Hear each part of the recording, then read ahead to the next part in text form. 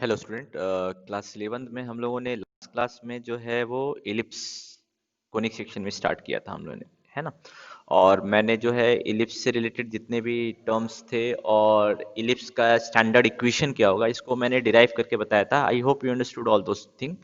ठीक है, एक बार फिर से रिकॉल करा दे रहा हूँ जो जो हमने इलिप्स में पढ़ा था। ठीक, लास्ट क्लास में हम लोगों ने जो इलिप्स था उसमें पढ़ा था कि एक इलिप्स जो है हम लोग जो पढ़ रहे हैं उसका जो मेजर एक्सिस और माइनर एक्सिस है वो कहाँ पे लाई करेगा, एक्स एक्सिस पे लाई करेगा या तो वाई एक्सिस पे लाई करेगा। ये हमने ऑलरेडी पढ़ रखा था, है ना। जो हमारा इलिप्स है, इलिप्स का जो मेजर एक्सिस है, ए बी मेरा मेरे मेजर एक्सिस है, सी डी मेरा माइनर एक्सिस है। तो जो ए बी है वो मेरा एक्स एक्सिस पे लाई करेगा और जो मेरा सी डी है वो मेरा वाई एक्सिस पे लाई करेगा। ठीक है, तो जो मेरा मेजर और माइनर एक्सिस है वो हमेशा या तो एक्स या तो वाई एक्सिस पे लाई करेगा। और जो सेंटर है इलिप्स का, वो जो है इलिप्स का सेंटर है, ये हमेशा क्या होगा, ओरिजिन होगा। ये हमने ऑलरेडी पढ़ा था। ठीक है, तो इलिप्स में जो फिक्स पॉइंट होता है इसका कोऑर्डिनेट हमने माना था। इसका जो फिक्स पॉइंट था इस, तो जो दो मेरे यानी दो फोकाई हैं तो इसका जो कोऑर्डिनेट होगा ये क्या होगा, -c,0 एंड c,0। ये दो फोकाई हो गए। और हमने डेफिनेशन में क्या बोला था कि इलिप्स पे कोई भी पॉइंट P है तो P का जो डिस्टेंस है दोनों फोकाई से आप निकाल लीजिए और इसका सम कीजिएगा तो हमेशा ये कांस्टेंट आएगा, कोई भी पॉइंट इलिप्स पे हो। तो ये जो सम था P(f1) प्लस P(f2), ये हमने क्या माना था, 2a। और आपको याद होगा तो हमने ये भी प्रूफ किया था कि ये जो 2a है ये मेरा लेंथ ऑफ मेजर एक्सिस होता है हमेशा। यानी कि ये जो 2a आता है ये क्या आता है, लेंथ ऑफ मेजर एक्सिस। ठीक है, अब हमने इलिप्स का एक स्टैंडर्ड इक्वेशन डिराइव किया था, X square by A square plus Y square by B square is equal to 1, है ना। तो यहाँ पे जो इस इक्वेशन यानी कि जब मेरा मेजर एक्सिस एक्स एक्सिस पे होगा तो एक्स के जो नीचे वाला टर्म होगा वो मेजर एक्सिस को बताएगा, है ना। और y के नीचे वाला जो टर्म है ये किसको रिप्रेजेंट कर रहा होगा, माइनर एक्सिस को रिप्रेजेंट कर रहा होगा। अब ये आप ध्यान देते जाइए। ठीक है, क्योंकि मेरा जो मेजर एक्सिस है वो कहाँ है, एक्स एक्सिस पे है ना। और मेरा जो माइनर एक्सिस है वो कहाँ है, वाई एक्सिस पे है। तो एक्स के नीचे वाला जो टर्म है वो किससे रिलेटेड होगा, मेजर एक्सिस से रिलेटेड होगा। और वाई के नीचे वाला जो टर्म होगा वो किससे रिलेटेड होगा, माइनर एक्सिस से रिलेटेड होगा। तो लेंथ ऑफ मेजर एक्सिस देखिए, लेंथ ऑफ मेजर एक्सिस यानी ए बी का लेंथ जो होगा, ए स्क्वायर है तो ए का वैल्यू निकाल लीजिए 2a। Length of minor axis C D, इसका लेंथ कितना होगा, 2b। एंड हमने एक रिलेशन और डिफाइन किया था, ए जो है सी से बड़ा होगा, है ना। क्योंकि ए का जो कोऑर्डिनेट है, जो दोनों एंड ये ए, ये दोनों जो वर्टिसेज हैं ये वर्टिसेज कहलाते हैं एलिप्स के, है ना। इसका कोऑर्डिनेट क्या था, -a,0 एंड a,0। और यहाँ पे जो मेरा माइनर एक्सिस का एंड पॉइंट था इसको हम वर्टिसेज नहीं बोलते हैं, इसका कोऑर्डिनेट था 0,b एंड 0,-b, है ना। ये हमने पढ़ा था। इसके बाद जो है तो हमने एक रिलेशन डिराइव किया था। रिलेशन क्या था हमारा, A square is equal to B square plus C square. Okay, ठीक है। सो ये सारे टर्म हमने डिराइव किए थे। तो अब देखिए यहाँ पे आप खुद देखिए कि जब मेरा मेजर एक्सिस जो है वो एक्स के नीचे वाला टर्म से आएगा तो ए स्क्वायर जब बी स्क्वायर सी स्क्वायर के बराबर है, इसका मतलब हम ये भी कंक्लूड कर सकते हैं कि ए जो होगा वो मेरा बी से ही बड़ा होगा। तो यहां से हम एक ऑब्जर्वेशन है हमारा कि अगर ए बी से बड़ा है तो जो मेरा मेजर एक्सिस होगा वो एक्स एक्सिस पे होगा। ठीक है, तो अगर मान लीजिए इलिप्स का इक्वेशन ऐसा है, X square by 16 plus Y square by 9 is equal to 1, ये मेरा इलिप्स का इक्वेशन है। यहाँ पे आप देखिए कि ए स्क्वायर किसके बराबर है, 16 के बराबर, बी स्क्वायर किसके बराबर है, 9 के बराबर। सो ए का वैल्यू कितना हो गया 4 और बी का वैल्यू कितना हो गया 3। So obviously A is greater than 3, A is greater than B, है ना। क्यों, 4 is greater than 3। So this imply that कि जो मेरा मेजर एक्सिस होगा वो मेरा कहाँ होगा, एक्स एक्सिस पे होगा। इस इलिप्स को हम लोग ड्रॉ करके देख लेते हैं। मेजर एक्सिस मेरा कहाँ होगा, एक्स एक्सिस पे होगा, और जो माइनर एक्सिस होगा वो कहाँ होगा, वाई एक्सिस पे होगा। ठीक है, इसको हम लोग ड्रॉ करके देख लेते हैं। हमेशा ये ध्यान रखिएगा जब भी ए जो है वो कहाँ होगा, मेजर एक्सिस का लेंथ कब ये रिप्रेजेंट कर रहा होगा, ये आप समझिए। ठीक है, इसको हम ड्रॉ करके देख लेते हैं। ठीक है, जो मेरा इलिप्स है,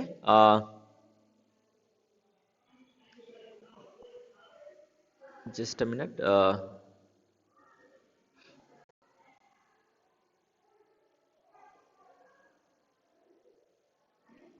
ओके,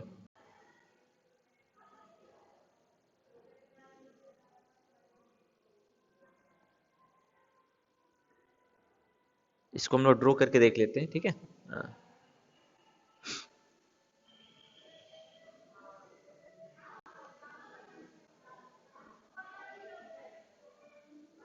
सो अगर आप इसको ध्यान देंगे तो मेरे ख्याल से कुछ प्रॉब्लम हुआ है, ठीक है। जियो जेब्रा ओपन नहीं हो रहा है अभी। Okay,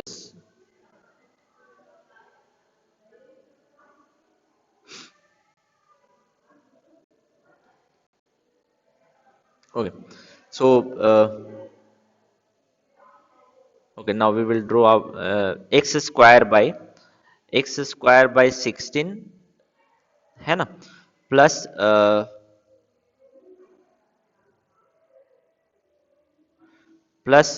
Y square by 9 is equal to 1। ये मेरा इलिप्स का इक्वेशन था, है ना।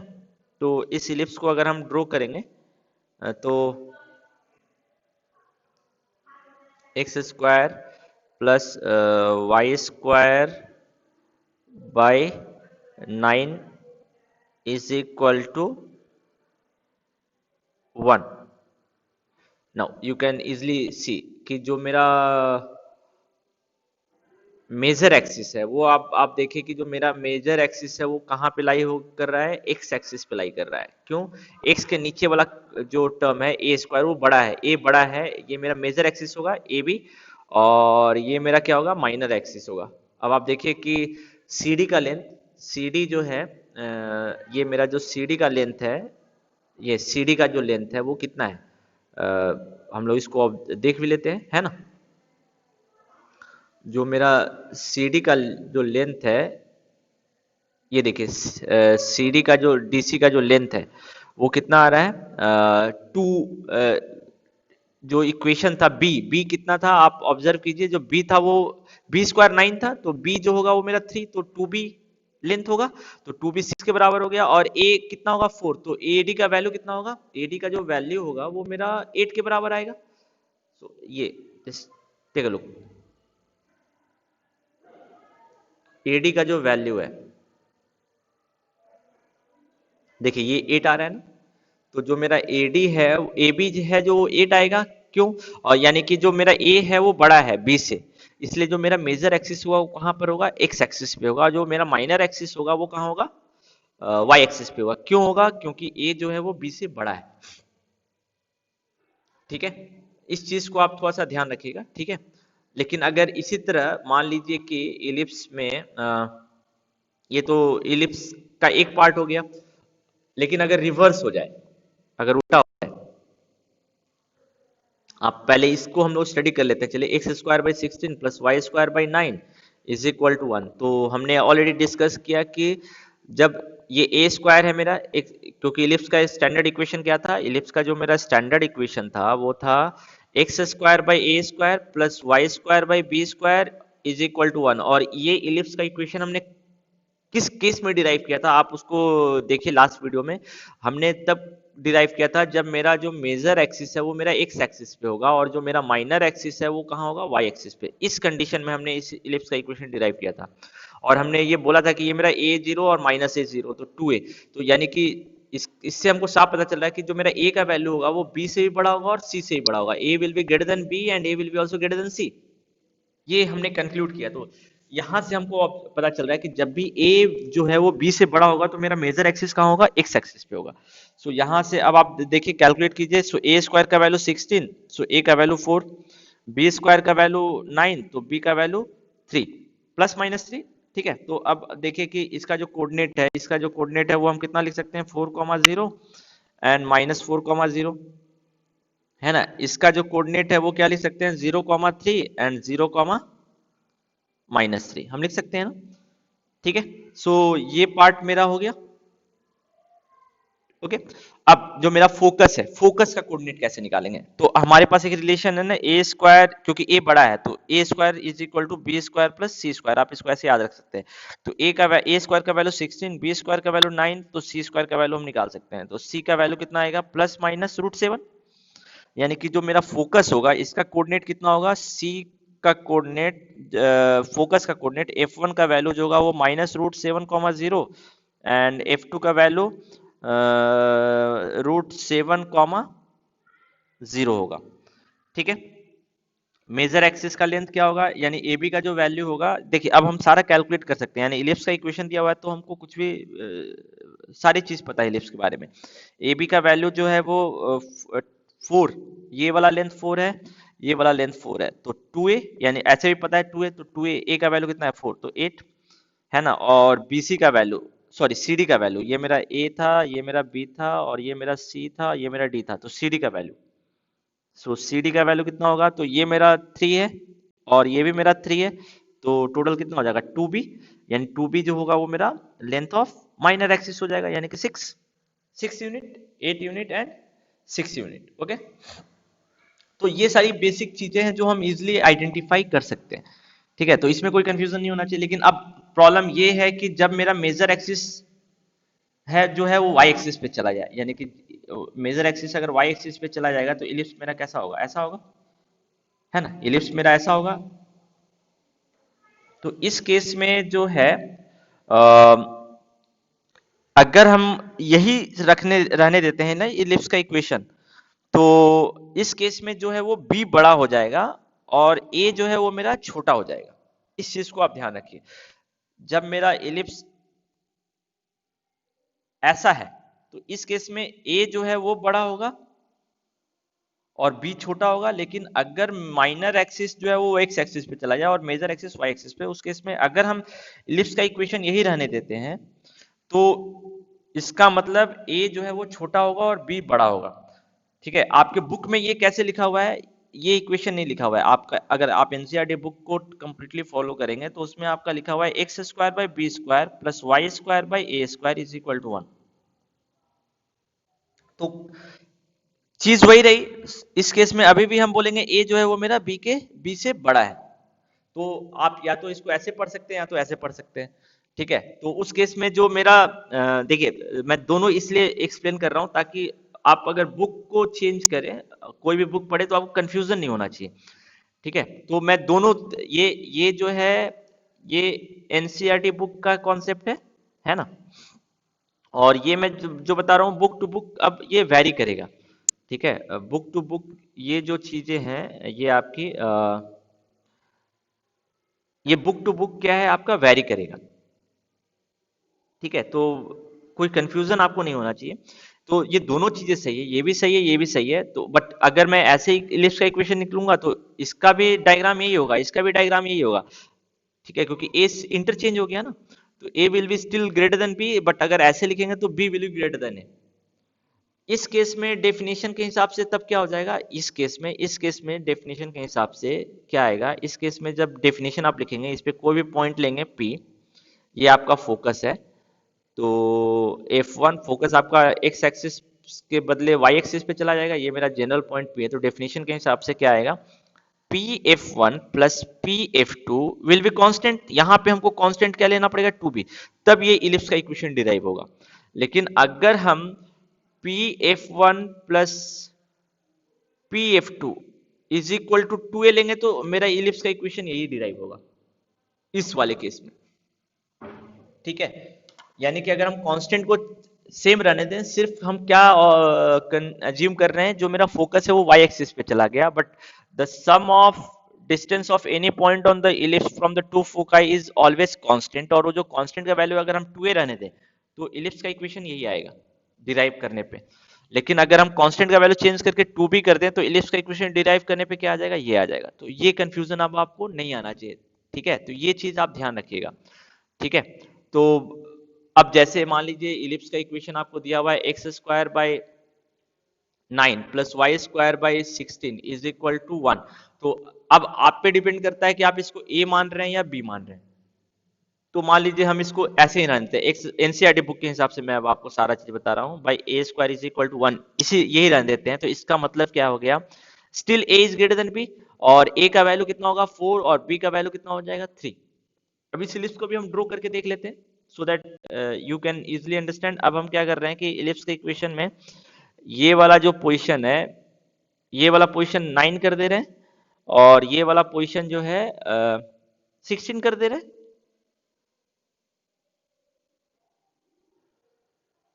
तो इलिप्स देखिए रिवर्स हो गया ना। इलिप्स जो है वो उसका जो मेजर एक्सिस है वो कहाँ चला गया, वाई एक्सिस पे चला गया, है ना। और जो माइनर एक्सिस था वो कहाँ चला गया, जो माइनर एक्सिस था वो मेरा एक्स एक्सिस पे चला गया। और लेंथ देखिए आप, ये जो मेरा माइनर एक्सिस जो मेरा माइनर एक्सिस है वो देखिए ए बी है, और जो मेरा मेजर एक्सिस है ना, ब्लैक कलर से है, इसका मैं कलर चेंज कर दे रहा हूँ। जो मेरा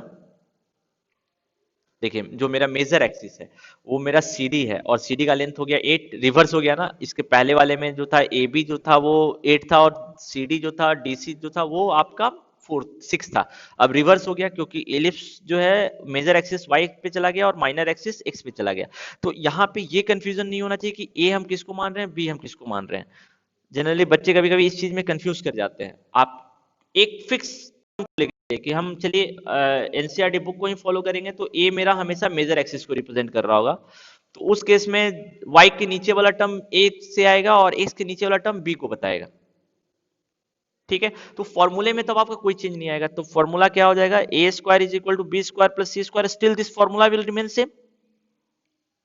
ठीक है, तब भी ये फॉर्मूला मेरा क्या होगा, सेम होगा। लेकिन अगर हम इस केस को लेके चलते ना, इस केस को लेके चलते कि तो इस केस में जब तो फॉर्मूला मेरा क्या हो जाता है, इस केस में मेरा जो फॉर्मूला होता है वो होता है B square is equal to A square plus C square. क्यों, बी बड़ा हो गया ना, और बी तो सी से बड़ा है ही।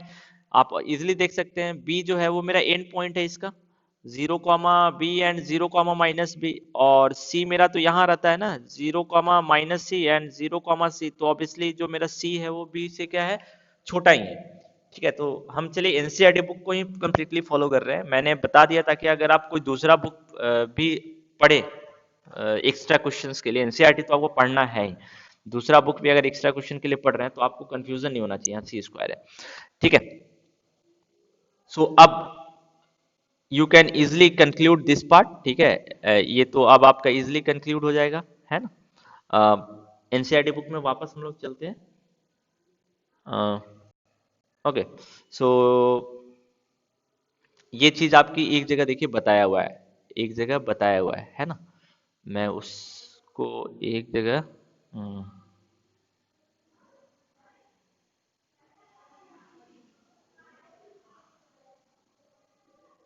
ओके, यहाँ पे देखिए, यहाँ पे ऑलरेडी आपके बुक में लिखा हुआ है।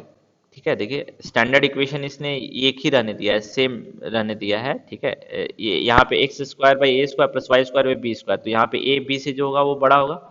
लेकिन जब मेजर एक्सिस वाई एक्सिस पे चला जाएगा तो उसने ए को बी की जगह पे कर दिया, यानी कि ए हमेशा मेजर एक्सिस को ही रिप्रेजेंट कर रहा है एनसीईआरटी बुक में।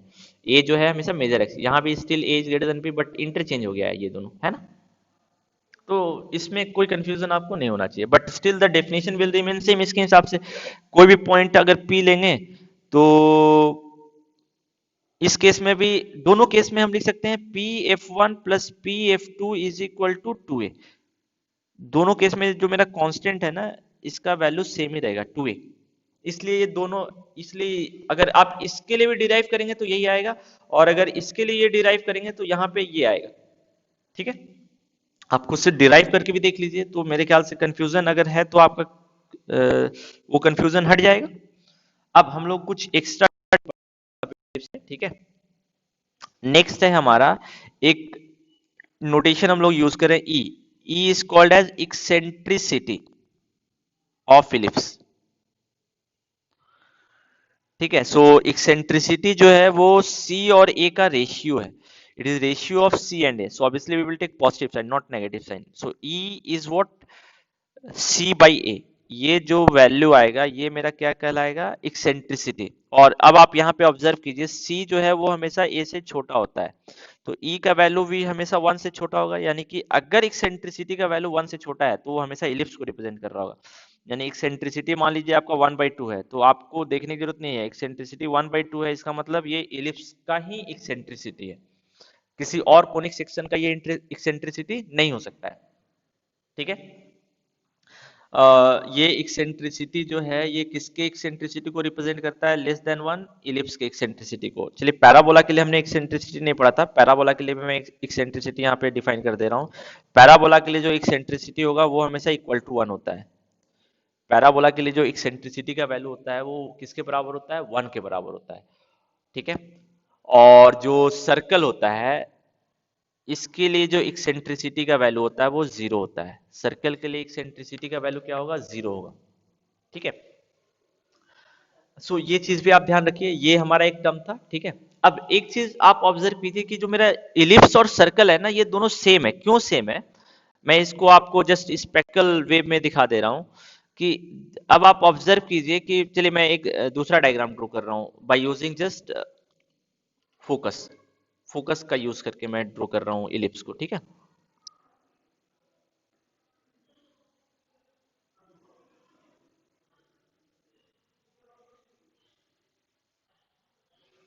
फोकस का यूज कर रहा हूं इलिप्स को ड्रॉ करने के लिए।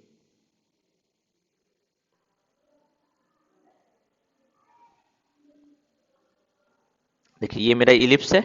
अब आप देखिए कि ए और बी, यहाँ पे दो फोकस है इसका। अगर ये दोनों फोकस जो है वो एक ही जगह आ जाए, सो व्हाट विल हैपन।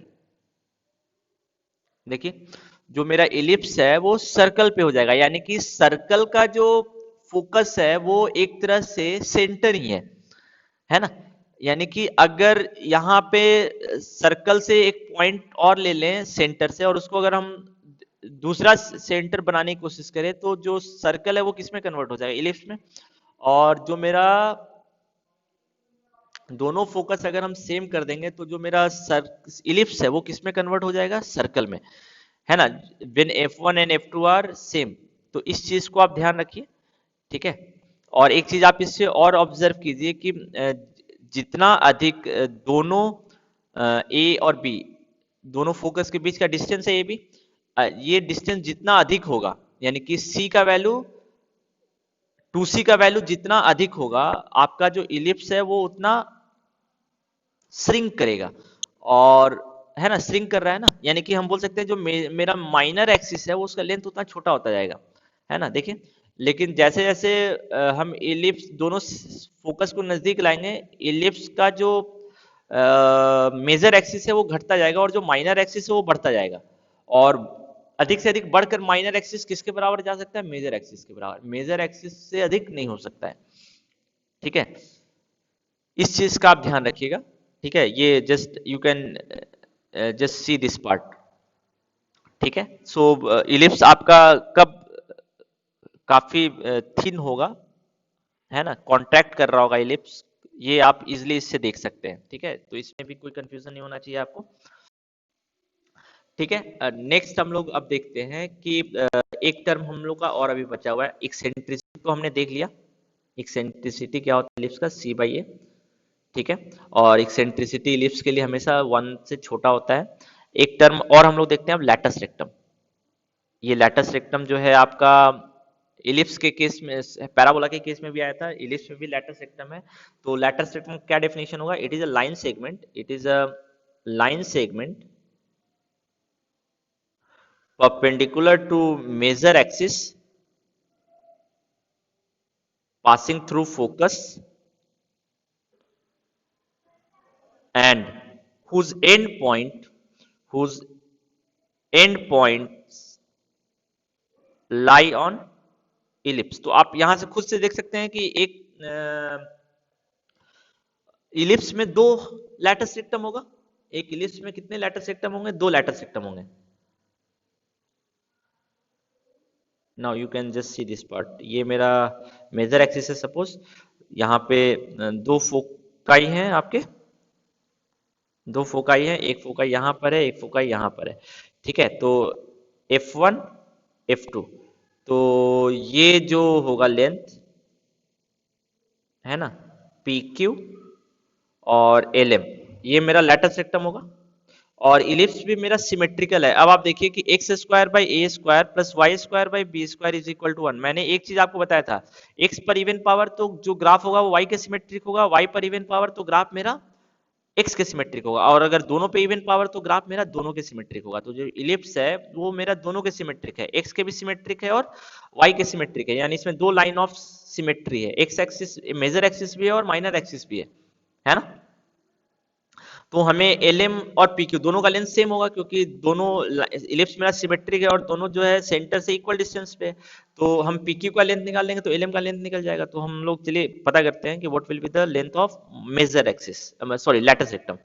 तो अब आप देखिए कि इसका कोऑर्डिनेट है c, 0। तो हम p का कोऑर्डिनेट क्या मान सकते हैं? p का कोऑर्डिनेट c, l मान सकते हैं ना। ये वाला y कोऑर्डिनेट को रिप्रेजेंट कर रहा होगा। अब c, l जो है वो मेरा इलिप्स पे लाई करेगा, तो इलिप्स के इक्वेशन को सेटिस्फाई करेगा। So now we can write it as c square by a square plus l square by b square is equal to 1। So l square by b square is equal to 1 minus C square by A square. So ये कितना हो जाएगा? A square minus C square by B A square. अब आप observe कीजिए कि A square minus C square किसके बराबर होगा? L square by B square is equal to, ये हो जाएगा मेरा B square by A square. So L square का वैल्यू कितना हो जाएगा? B raise to the power 4 by A square. So L का वैल्यू कितना होगा? Plus minus B square by A. तो यहां से आप ऑब्जर्व कर सकते हैं कि जो मेरा इसका एल का वैल्यू है वो बी स्क्वायर बाई ए हो जाएगा। तो इधर क्या हो जाएगा? Coordinate C comma minus B square by A हो जाएगा, है ना, प्लस माइनस है तो ठीक है। तो अब आप देखिए कि एल का वैल्यू आपको पता चल गया, ये भी एल ही है लेंथ वाइज। तो पी क्यू का लेंथ कितना होगा? 2l। पी क्यू का लेंथ कितना होगा? पी क्यू का लेंथ 2l हो जाएगा। एल का वैल्यू आपको दिया हुआ है, तो 2b स्क्वायर बाई ए जो है ये मेरा लेंथ ऑफ लैटर सेक्टम होगा इलिप्स के केस में, ठीक है। सो ये भी हमने टर्म पढ़ लिया, what is length of latus rectum? 2b square by A, this is the length of latus rectum. Okay, so ellipse से रिलेटेड जितने भी टर्म्स थे वो सारे जो है वो देख लिए। चलिए मैं अब जो है आज कर दे रहा हूँ सारी चीजों को, ठीक है। इलिप्स अगर ऐसा होगा या इलिप्स अगर ऐसा होगा, ठीक है।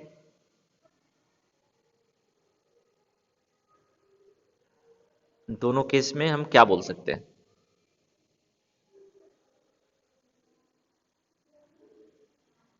है ना, मैं rough just rough diagram draw कर रहा हूँ।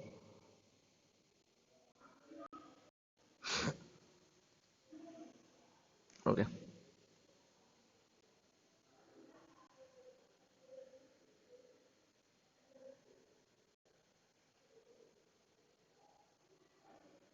ठीक है। तो दोनों का equation X square by A square plus Y square by B square is equal to 1। इस केस में भी equation X square by B square plus Y square by A square is equal to 1 according to NCERT book, है ना। इसमें भी ए greater than B है, इसमें भी ए ग्रेटर देन बी है।